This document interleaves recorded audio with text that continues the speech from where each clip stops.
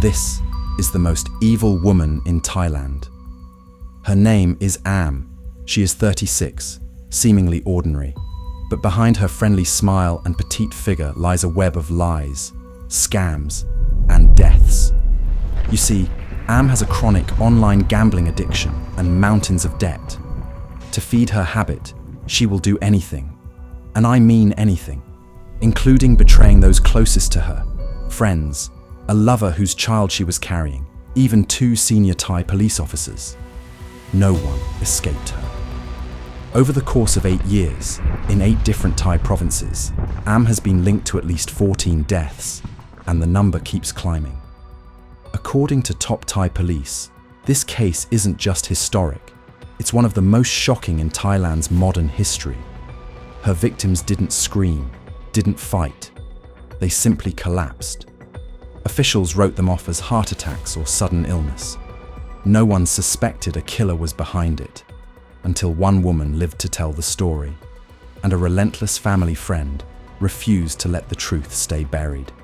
เพื่อนชื่อแอมเท่านั้นแล้วพี่ตกโป๊ะเลย ทำไมมึงต้องโกหกกูทำไมแล้วคือนะตอนนั้นคิดเลยนะว่าฆ่าน้องกูทำไม Cyanide has been officially recognized as the worst serial killer in Thailand's history.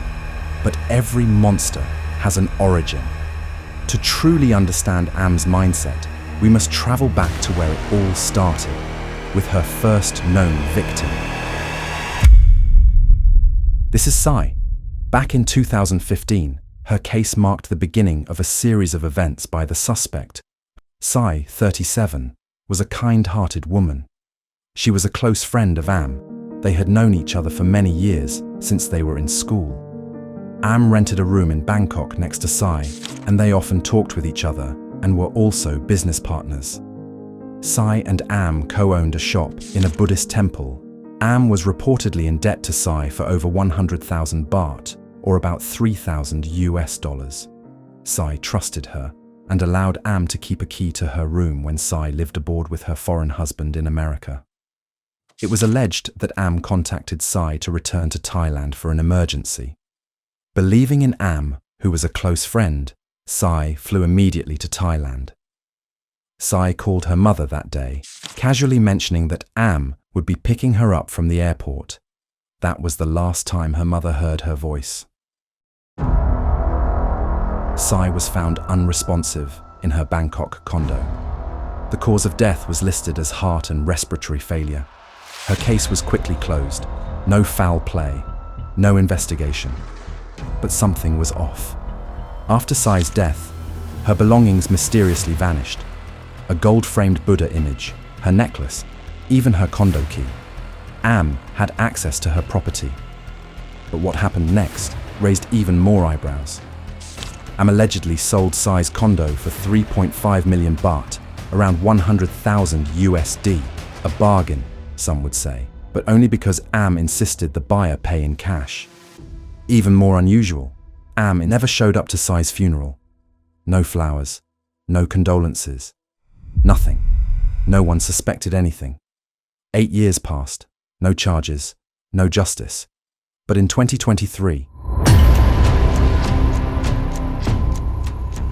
what began with a sacred act of karma would expose everything. It started with what looked like a traditional Thai ritual. 2 friends arriving at a riverbank in Ratchaburi province, west of Bangkok. Their plan: release live fish into the water, a Thai Buddhist tradition meant to earn good karma. But on that April day in 2023, there would be no blessings, no peace, no good karma, and for one woman, no tomorrow. Her name was Koi, just 33 years old. CCTV captured the moment. Koi, in the passenger seat, and her friend, someone in a mask who was driving, pulled up beside the Mae Klong River. Both stepped out, Koi holding a bag of fish in one hand, her phone in the other. She walks ahead toward the river. As Koi walks toward the stairs down to the river, the masked woman crosses the street, glancing over her shoulder. Watching, waiting. She chats with someone nearby. Minutes pass. Then she walks back to the car. To Koi's family, this wasn't just odd, it was alarming. Who was that woman wearing the face mask? They came together to do a ritual together. So why didn't she follow Koi? Why did she walk away? Koi bends down to release the fish, an act meant to bring peace and good karma. But within moments of letting them go, her body gives out. She collapses to the ground, motionless. And the masked woman? She went down the stairs and saw her friend lying there. Does she rush to help? Call for an ambulance? No. She turns, walks back to her car, and drives away, calm, cold, unbothered. Koi's designer handbag, gone. Her 2 phones gone. 50,000 baht in cash, gone. It wasn't the masked woman who rushed to Koi's side, it was bystanders. They called emergency services, but by the time help arrived, it was too late. Desperate for answers, her family called Am. At first, she denied everything, claimed she was out of town, said she had no idea what happened to Koi. But Koi's mother knew something wasn't right. Her daughter was healthy, young. She didn't just drop dead from a heart attack. So a close family friend named Rapey stepped in. At the mother's request, he began his own investigation, starting with a simple question. Where was Koi's car? He posted online, asked around, and with help from the public, he found it. More importantly, he found evidence. CCTV footage, a clue that would blow this case wide open. It showed Koi parking her car outside a home. Moments later, she stepped into a car. But whose car was it? Shortly after, they were spotted next to the river. That was the moment it clicked. Rapey had traced one of Koi's last known locations to a quiet neighborhood. CCTV footage showed her parking her car right in front of a house. Then, stepping into another car, and that car belonged to Am. But here's where it gets stranger. The house where Koi parked her car, it belonged to a female police officer. And that officer knew Am personally. Why?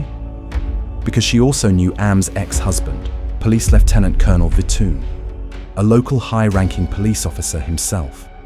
And it wouldn't be the last time his name came up in this investigation. More on Vitoon's involvement later. That connection raised every red flag possible. How deep did this go? Who else knew? Who else was involved? Rapey couldn't stop now. He started digging into Am's history. What he uncovered didn't just point to one suspicious death. It pointed to many, a growing list, a trail of bodies. And suddenly, Koi wasn't the beginning. She was the turning point.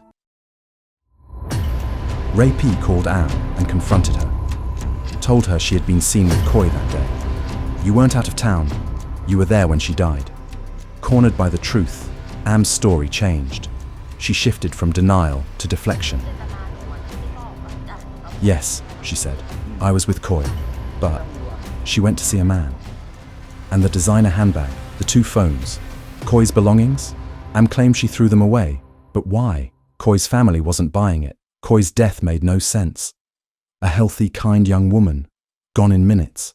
And Am just left her there. Then said she was not in town, but she was one of the last people who saw Koi alive. Koi's family demanded answers.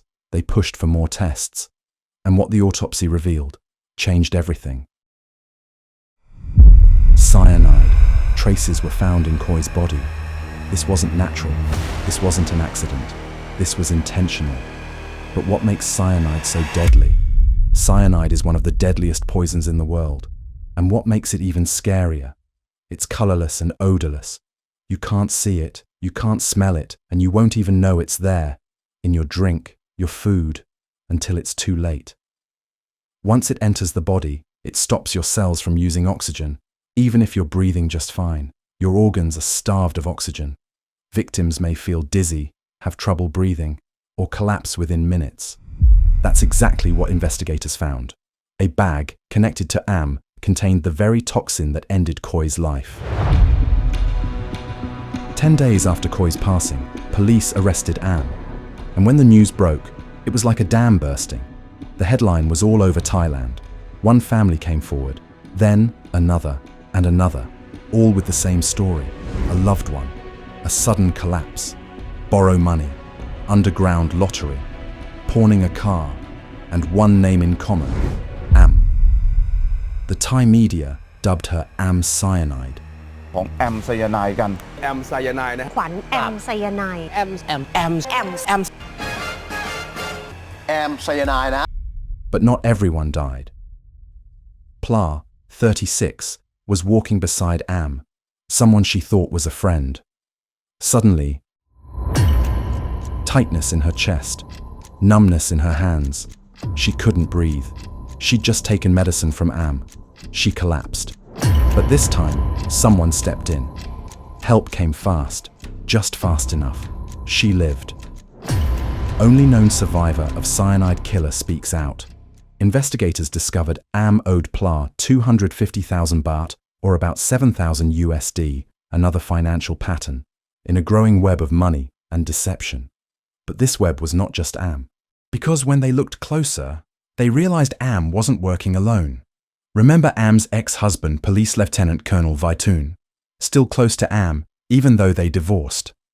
In March 2023, just weeks before Khoi's collapse, a man named Tay passed away under mysterious circumstances.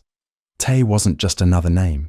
He was Am's new boyfriend after she divorced Police Lieutenant Colonel Vitoon. What raised eyebrows wasn't just his sudden passing, it was what happened next.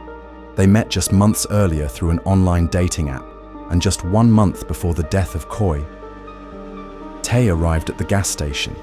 He walked into the men's restroom, choosing the last stall on the right.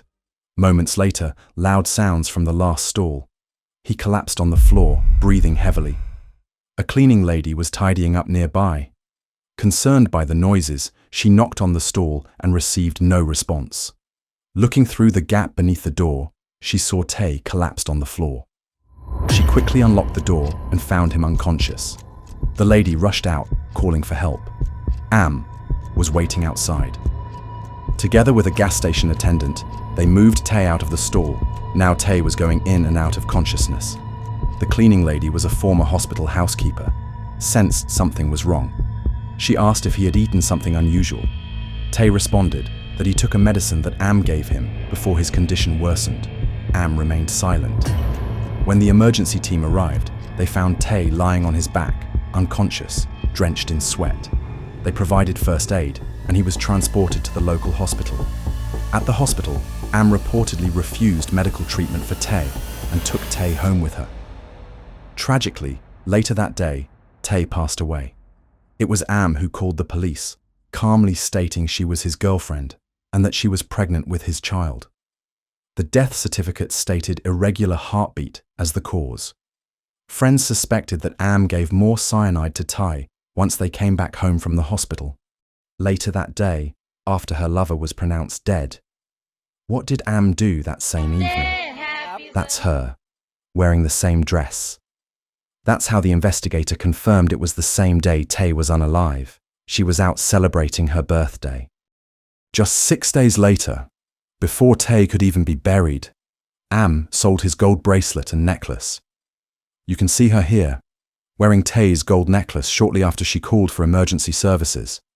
She sold both items for a total of about $4,500 US.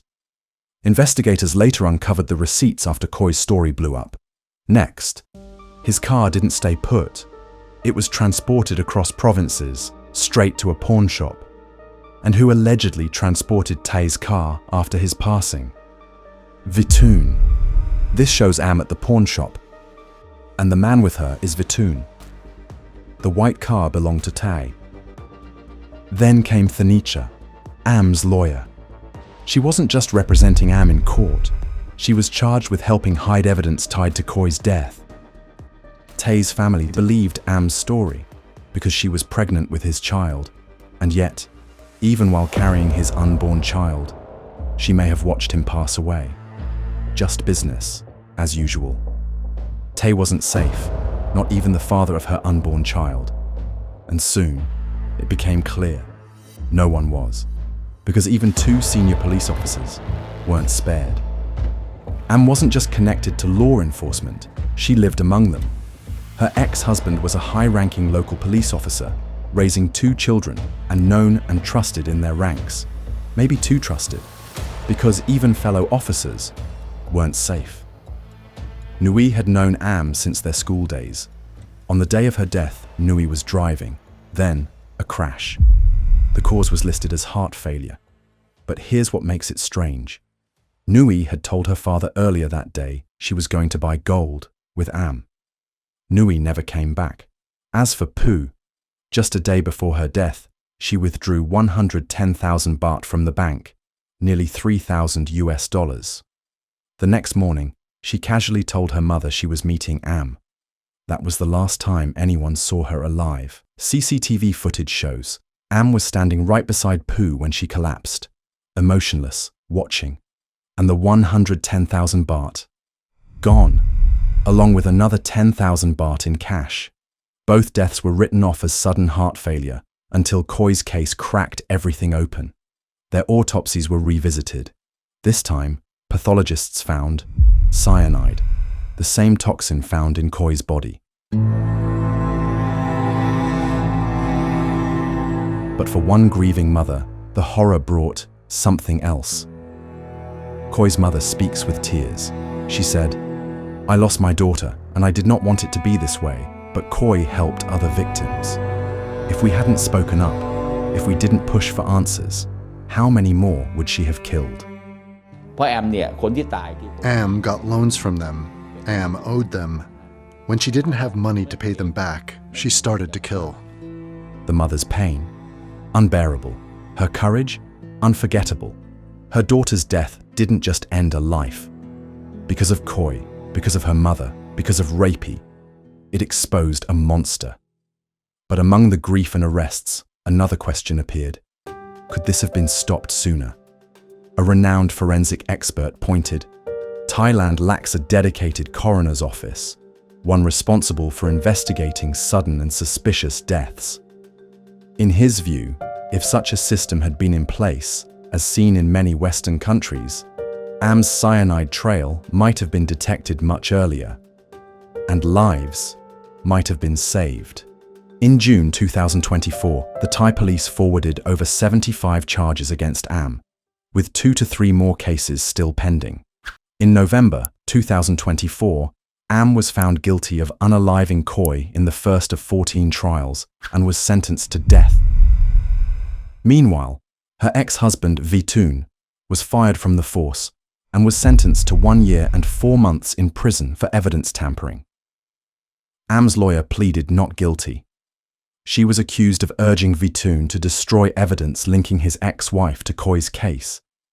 She was sentenced to 2 years in prison. The court ordered a 2.4 million baht, or about $70,000, in compensation to the victim's family. The top Thai police officer told the reporters that a forensic examination of her bank account showed 78 million baht, or about $2.2 million, had been processed through her accounts and were made over to illegal online gambling websites. Thai police and investigators interviewed more than 900 witnesses and examined 26,500 documents during the 3-month document collection period.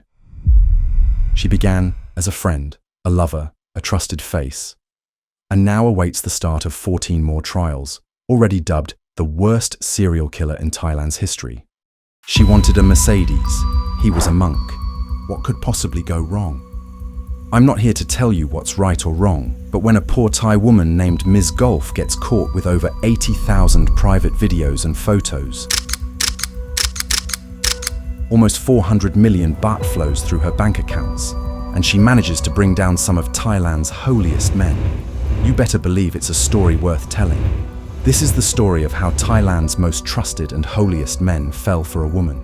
One by one, the monks fell, and so did their robes. Is this just a scandal about broken vows, or another story of a greedy, gold-digging Thai woman? This is not gossip. It's a peek into the side of Thai Buddhism most people never see, where women, money, and power collide with everything monks are supposed to reject. So, Who is this so-called monk slayer? And how did a single mother from a poor Thai province pull off one of the craziest scandals in recent memory, taking down senior monks with nothing more than charm, looks, and a smartphone? Let's go back to the beginning. To understand this scandal, we need to start far away from Bangkok's shiny temples and skyscrapers. Ms. Gulf, born into a poor family in Saklek, a quiet rural district in central Thailand. Her life looked ordinary. She never finished high school, dropping out around grade 9 to help her family. Like so many other Thais from the provinces, she packed her bags and moved to Bangkok, looking for work and maybe a better life. But the big city wasn't easy. At this early period, she had 2 children with 2 different men, one a DJ, one an academic, and later she would have one more child with someone who wore the yellow robes. Life wasn't stable, but Miss Gulf wasn't the kind of woman who gave up. Her turning point came when she connected with the abbot of a temple in her home province. Abbot means the head monk of a temple. What started with a simple chat on the Line app became something more, and soon, it wasn't just companionship, it was a relationship. This abbot gave her everything she asked for, and I mean everything. One day she casually mentioned she wanted a Mercedes, and guess what? He bought it. Paid 3 million baht, or about $85,000, cash. Just like that, the daughter of a poor family was suddenly living the kind of life most people in her village could only dream about. Because once you've had a taste of luxury, it's hard to go back. Between 2013 and 2015, that relationship ended. But Miss Gulf had learned something very important. Monks, especially the senior ones, were human, vulnerable, and some were willing to trade their vows for a woman's affection. She wasn't just any Thai woman. She had figured out what to do. She didn't just seduce monks. She reprogrammed their vows and made them beg for more. And this is how she did it, by using her iPhone. After that first Mercedes, Ms. Gulf knew what to do to get what she wanted. She didn't need to chase anymore. Opportunity came to her, and the tool of choice? A simple Line message. One friendly chat led to another. Flattery here, her vulnerability there. She told stories of her struggles, how hard life was raising kids alone. And before long, monks who were supposed to resist all worldly temptation found themselves not only texting her late at night, but transferring her money during the day. She promised love, told them about loyalty, and when that wasn't enough, she played her strongest card: guilt. Claims of pregnancies, talk of responsibility, and the fear of exposing their affair. They weren't really boyfriends. They were more like paying customers, feeding her new lifestyle. Over time, the list grew longer. Not just 1 or 2 monks, but more than 15. They were abbots, assistant abbots, and different senior monks spread across provinces. Some were powerful, others just desperate for affection, but all of them willing to trade their vows for her attention. A Mercedes, easy. Luxury goods, no problem. Millions of baht, she didn't even blink. Whatever she wanted, they gave. And where does all the money come from? How come monks have so much money? Do they get a salary? And this is where the story takes its darkest turn. Monks in Thailand get some allowance that ranges from 2,500 to 34,200 baht a month. That's about 100 to 1,000 USD. Not exactly luxury money, but the real wealth comes from donations. Wealthy Thai followers give cash, cars, and even gold. Just this year, one abbot reported 10 million baht in cash and gold bars stolen straight out of his room. So when you wonder how a monk could afford to keep Ms. Gulf in a Mercedes-Benz and go on shopping sprees, it's because they had access to more money than most people realize. She didn't stop. She pushed harder. By now, the whispers had become impossible to ignore. Too many monks were leaving temples under strange circumstances. Too much donation money was missing with no explanation. And when the police finally stepped in, they didn't just open a door, they opened Pandora's box. Inside Miss Gulf's home, police seized laptops and phones, and what they found inside was staggering: more than 80,000 photos and 5,000 videos. She had so many files, so she brought different phones to store all of them. These weren't just random files. They were organized, categorized, and ready to be used as leverage. Every monk who thought their secret was safe suddenly realized they were caught breaking their vows, recorded in a hidden camera, and then the news broke. One by one, monks across the country were defrocked. Not novices, not nameless monks, but abbots and senior leaders. Monks who had been trusted with temples, titles, and power. Now, all gone. Meanwhile, Miss Golf lived large. She reportedly blew 3 million baht, about $100,000 in a single shopping trip. $500,000 baht or $15,000 is gone in a single online gambling session. Luxury goods, fast cars, late nights, the kind of lifestyle completely opposite to the robes worn by her lovers. And that's when the media gave her the name that would stick, the Monk Slayer. Because let's be honest, it wasn't just romance, and it wasn't just money. She didn't just test their vows, she broke them wide open. Once the scandal broke, Thailand's internet exploded. Memes went viral, monks went into hiding, and suddenly the country's most trusted foundation was at the center of jokes and angry debates by local Thais. Public trust in the monkhood was at its highest. Even Thailand's highest authority had to step in, revoking titles from 81 monks in one move, a rare and very public event. It wasn't just about a few bad apples. This was about the reputation of Buddhism itself. The Monk Supreme Council launched internal investigations. Monks were questioned, bank accounts were traced, and one by one, robes fell from the shoulders of men who were supposed to reject temptation. And no, I didn't make that up. They really have the Monk Supreme Council in Thailand. It's the regulatory body for the Buddhist community in Thailand. Even the government had to step in. The National Office of Buddhism is now pushing for stricter laws, including fines and even jail time for misconduct. And they've set up a hotline so the public can report monks behaving badly. And no, I'm not making that up too. Some former monks spoke out, saying bluntly, they were lost to lust. Meanwhile, Thai were divided. Some saw her as the villain, a gold digger, a manipulator who took down innocent men. Others argued she simply exposed what had always been there. The money, the secrecy, the hypocrisy. And here's the double standard. When monks break their vows, it's brushed off as human weakness. But when a woman tempts them, suddenly she's the devil, a gold digger. That explains why so many people still blame Ms. Golf, even though these monks were supposed to live above temptation in the first place. So when scandals like this happen, it's easier for the public to scapegoat the woman, while the monks are often painted as victims of temptation. And that question still lingers today. Was Ms. Golf the real villain? Or did she just light a match in a temple full of gasoline, and it was like that all along? Was it the men who vowed to reject women and temptations? She didn't destroy the monkhood, she simply pulled the curtain back, and everyone saw what they weren't supposed to. Whether you see Ms. Golf as the villain, a victim, or something in between, call her what you want, but one thing is sure. Her story showed everyone a side of Buddhism most thought they would never see, especially for me. Ms. Golf was arrested at her luxury home in Nonthaburi, north of Bangkok. Charges include extortion, money laundering, and receiving stolen property.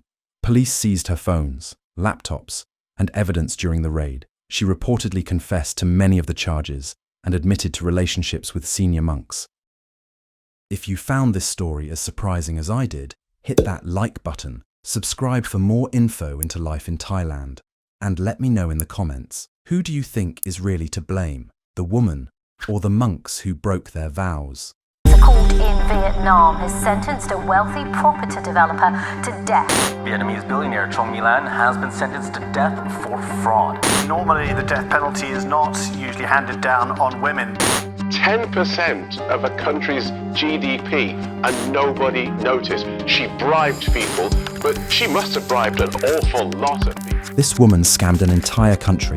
Forget FTX, Theranos, the biotech startup built on lies, misled investors, still too small. We're talking Enron and Bernie Madoff levels here. But this woman, Trong My-lan essentially turned the country's fifth biggest lender into her own personal piggy bank. her name is Truong My Lan. Let's call her Lan, once hailed as one of Vietnam's top real estate moguls. Today, she's the face of the biggest corruption scandal in the nation's history. Because this wasn't just a financial scandal, it was a betrayal of the Vietnamese people.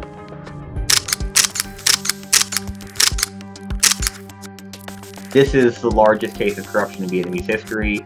It's arguably the largest case of corruption in history. So, how did she do it? How can someone steal billions upon billions of dollars from one of the biggest banks in a country? Let's rewind the clock to where it all started.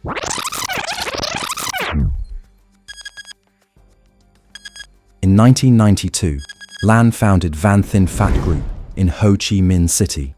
Right as Vietnam started economic reforms, she started small, restaurants, modest real estate, but she moved fast. Soon came luxury hotels, office towers, shopping malls. Behind her rise, powerful political ties and strategic friendships with other business elites. She didn't just build property, she built power and influence. Back then, she was already wealthy. But for Lan, that wasn't enough. In the early 2000s, Lan set her sights on Vietnam's banking sector, and by 2011, opportunity came knocking. 3 struggling banks were on life support. The solution? Merge them into one, the new entity, Saigon Commercial Bank, or SCB.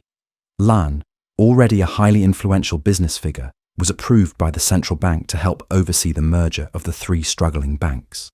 She had no official stake, no executive role. On paper, she was clean, but behind the scenes, she was setting the stage. She didn't want to run a bank, she wanted to own it without ever appearing to. But there was a problem. Vietnam's banking law stood in her way. There's actually a Vietnamese law that prohibits any individual from owning more than 5% of a bank's shares. This banking law exists for a reason, to prevent one person or one entity from holding unchecked power over a bank. Because when there's no oversight, power doesn't serve the people. It serves itself. But Lan found the loopholes. She didn't break the law. She bent it around her little finger. She created thousands of shell companies. Most had no employees, just names. Names of relatives, friends, employees, people loyal to her. On paper, each held a tiny share of SCB. But these shell companies weren't just random entities. They were part of a hidden empire. Lan's operation was made up of 4 main types of companies. These different types of companies allowed Lan to maintain the illusion of a diverse and legal corporate structure, while she secretly controlled everything. On paper, SCB looked like it was owned by different companies, run by different CEOs. In reality, they were all proxies, puppets, all controlled by Lan. Lan held no official position at SCB, but by 2012, through this secret scheme of proxy shell companies, she owned over 90% of SCB. And that's where the greed kicks in. And when you control 90% of a bank, you control its money. Vietnamese law is clear. No one person can own more than 5% of any bank. Why? Because too much control often means corruption. If one person controls both who gives the loans and who receives them, that person can use the bank for personal gain, not public good. That's called a conflict of interest. And Lan didn't just ignore it. She built her entire empire on it. With that control, she handpicked SCB's managers, people she trusted, people who obeyed, people she could bribe. Then came the money. Between 2012 and 2022, SCB was bombarded with over 2,500 loan applications, all fake, all tied to Lan's shell companies, all approved. The total, $44 billion. That's 93% of the bank's total lending. The other 7% went to regular customers. This is why the 5% ownership law exists, to prevent exactly this. So how was she found out in the end, given that she had this such a widespread network of corruption? How did it all start to fall apart? In 2020, the world stopped. Remember COVID-19? That brought silence to the streets and chaos to the world economy. Vietnam was no exception. Real estate froze. Deals paused from uncertainty. Money stopped moving. And for Lan, who built her empire on debt and momentum, everything began to crack. Her financial lifeline was gone. The engine that powered her empire, Booming property sales and endless borrowing began to stall overnight. And at the center of it all, her ATM, SCB. The pandemic didn't just expose weaknesses in the healthcare system, it exposed and collapsed a financial system built on secrets. SCB wasn't just in trouble, it was rotting from the inside. Fake loans, shell companies, missing money, all hidden for years started appearing. The State Bank of Vietnam quietly opened an investigation, but it moved slowly. Why? Because Lan was powerful, connected, calculated, untouchable, at least for a time. This wasn't just a financial disaster. It was a betrayal to the ordinary Vietnamese people, a betrayal of trust in Vietnam's financial institutions, in the government, in the very system. And as fear turned to outrage, the government acted, not just to stop the bleeding, but to save something far more fragile, to restore public trust among ordinary Vietnamese. The Communist Party leadership has built its legitimacy upon economic performance, and the fact that corruption has been so rampant, so widespread, directly challenges its claim to this performance-based legitimacy.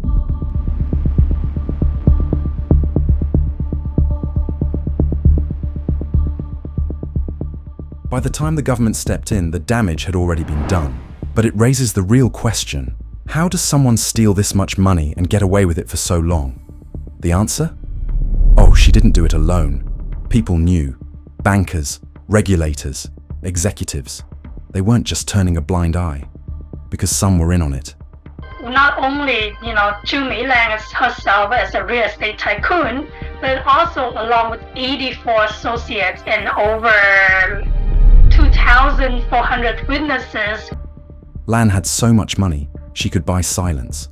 According to prosecutors, she directed the CEO of SCB to personally hand over $5.2 million to Nhan, the chief banking inspector at Vietnam's central bank, not to fix the problem, to hide it, to make sure no one exposed the looting and systemic corruption behind SCB's trusted image.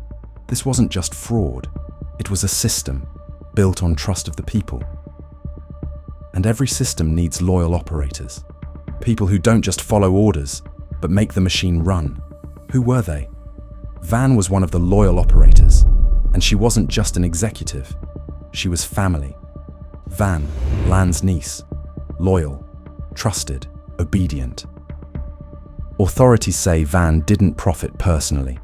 She cooperated with the investigation and even helped reveal the full scale of the scheme, but her role in enabling it couldn't be ignored.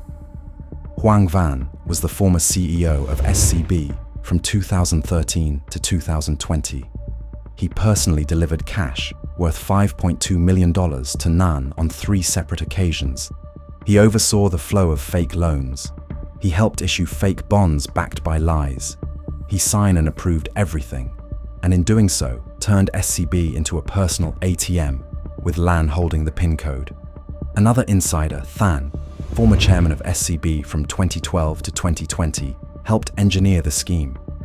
He approved hundreds of fake loans, helping Lan siphon over $7.2 billion from the SCB. His actions caused losses of $4 billion. And when government auditors began asking questions, he didn't hesitate. With Lan's direction, he arranged bribes to the entire 24-member audit team to suppress the findings, silenced whistleblowers, and then vanished. Before the investigation could reach his desk, Than resigned in 2020 and fled abroad. Others stayed and broke under the pressure. Dung was one of the people who stayed. He was handpicked by Lan and succeeded Than as chairman from 2020 to 2022. Instead of stopping the scheme, he accelerated it. He approved more fake loans. Together, these 3 former executives transformed SCB into a personal ATM for Lan. They were SCB's top leadership and respected figures in the public eyes. But behind closed doors, they were the silent enablers behind the $44 billion scandal. But they weren't the only ones. Was a man who didn't run the bank, but he signed off on one of its biggest losses. In the heart of Ho Chi Minh City stands the Times Square Tower. Behind its shiny glass, a man few ever questioned. Eric, 68, a Hong Kong property magnate, was more than just the husband of Lan. As the chairman of Times Square Vietnam, in which he owns a 99% stake, Eric was deeply involved in the operations that led to the embezzlement of billions. From SCB investigations revealed that Eric approved the use of the Times Square building as collateral for 73 loans, amounting to a loss of $370 million for SCB. He didn't sign fake bonds. He didn't deliver bribes, but his signature made a massive part of the scheme look legitimate, and in a scandal built on illusion, that made him essential. On October 6, 2022, Ho Chi Minh City awakens to scandalous news. Lan, the powerful chairwoman of Van Thinh Phat, was arrested.